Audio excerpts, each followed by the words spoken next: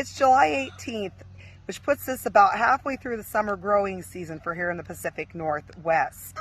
Right now, it's been an interesting summer so far. We're not as warm as the mainland. We're not as warm as anywhere else in the United States. What it has also caused is we're having cool evenings where it's about 52 to 55 degrees at night.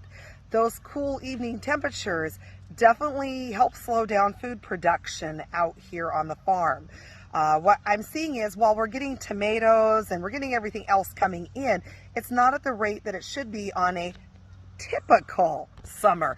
I don't even know if we have typical summers anymore. I haven't had one in 4 years is the last time I remember that we had what I would call a typical summer in the Northwest.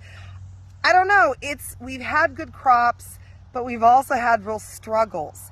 Last year with Tonga, the volcano exploding and putting out ash across the United States, especially on the West Coast, really caused lower temperatures.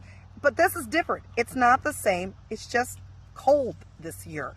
I mean, we haven't really had any hot days that have stuck around, and at night it cools down.